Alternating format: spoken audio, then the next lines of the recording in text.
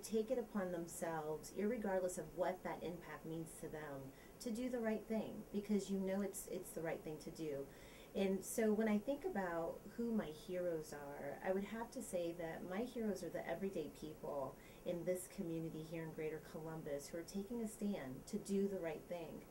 And by do the right thing, I mean that young person who's in school who'll stand up for another student who's being bullied, or that senior citizen on the block who's cleaning the streets and picking up trash because no one else is doing it in their neighborhood, or that community leader who's volunteering their time after working all day in their day job but still being committed to making a change in their neighborhood.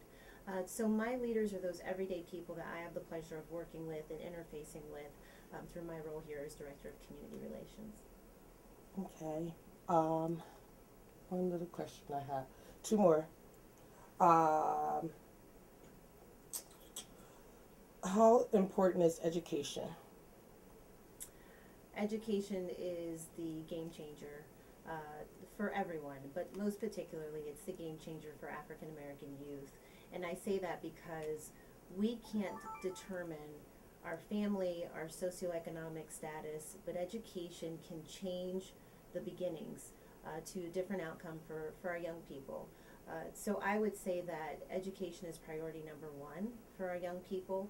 It is a long journey. I think oftentimes young people are influenced by so many other outside factors, such as entertainment and media and sports, all of which have great value.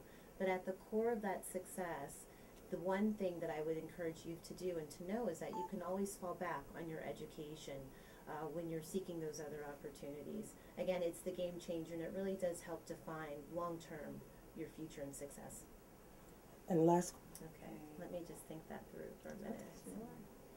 So for our young people, Jessica, in terms of the key to success and what I would say to our youth to keep them encouraged is to continue to always work hard.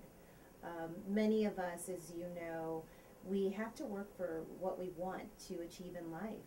And for young people today, we're in a generation of young people who are kind of the have it now generation. They want things more immediate than what our generation desired, because we grew up in a different time. And for young people today, they're interacting and they're facing so many different outside influences on who they should be, what they should be, and who they can become. What I would recommend to young people is to always know who you are. Remain grounded. And being grounded helps to encourage you to identify what you want your focus in life to be. And once you identify what that interest is, stick to it and figure out what are the steps that are necessary to end up in a successful outcome. If you want to be a physician, learn all that you can and how to get through that process. And never give up because you're not the best student in class or you're not the smartest student in class. I have benefited greatly from colleagues who were maybe not the smartest student or the best student, but they were the hardest working, and we were able to support each other in that way. So my advice to young people today is to work hard, keep your eye on the prize, stay focused, and remember that success is hard work, and that hard work will always pay off in the long run.